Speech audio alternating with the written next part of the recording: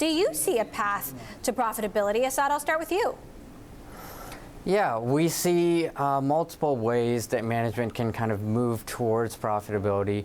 We see nearer-term drivers in the form of reducing driver and rider promotions and incentives.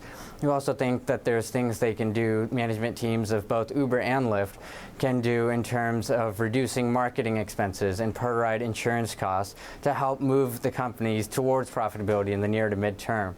Longer term, we see additional upside in the move towards autonomy as being a key component in reducing costs and moving these companies more towards profitability. Except that autonomy is just so far out. Tom, Dara did say the losses would decline next year. Both Uber and Lyft have indicated the price wars between the two of them are going to subside. But why do you have different ratings on Uber and Lyft? Neutral on Uber, buy on Lyft. Yeah, first of all, thanks for having me. Look, our neutral view on Uber really just comes down to limited visibility. This is a company fighting a lot of battles on a lot of fronts. And on one hand, they've got the big balance sheet and the scale to probably outlast a lot of the players that it's competing with. But on the negative side, it's reacting and it's responding to a lot of the aggressive promotional activities from some of the ride-sharing players and some of the online food delivery players that it's fighting with. So it just creates a situation where it's harder to get comfortable with forecasting the financials. We think it's probably pretty challenging for the management team themselves to kind of give investors a very clear and specific and precise kind of 12-month view of where the financials are going to be. So, our ratings are based on sort of a 12 to 18-month time horizon. We just think that the visibility and the share gains at Lyft in the North American ride-sharing market are kind of tip it over the edge. So, Asad, let's talk about food delivery, because on the call, Dara Khosrowshahi has been focusing on the competition, not just in ride-hailing, but in food delivery, seeming to indicate that's the super competitive part of the business now. And obviously, Uber Eats has not just the competitors in the United States, but different competitors globally. What's your outlook for Uber Eats and how it can help boost or not boost the business going forward? Yeah, so I think these quarters' results really speak to just how competitive the food delivery landscape is, not just domestically, but internationally.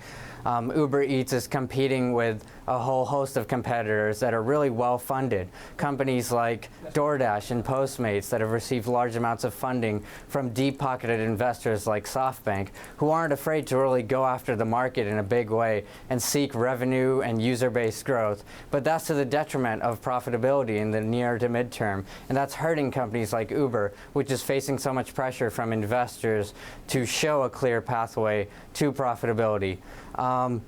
In the near term, we're encouraged by some positive signs we've seen. If you actually look at the take rate, which is the commission that Uber takes on gross transactions within food delivery, we've seen that trend upwards over the past 3 quarters sequentially. So that's something that we're encouraged by. We're also incrementally more positive based on signs of consolidation in the space, with their rival DoorDash acquiring Caviar. We think that's a positive development and one that we are hope to see more of. Now, Tom, when we talk about profitability when it comes to Uber, a lot of investors will point to autonomy and the future of self-driving cars, which of course Uber and Lyft are investing in. But isn't that just so far off that it's difficult to include it in any sort of near or midterm model? Yeah, I tend to agree with you. We think, in 5 years, autonomous vehicles in ride-sharing are still very, very much on the margins. So a very sort of select group of specific routes and specific geographies with, very clear weather, not a lot of fog, not a lot of snow.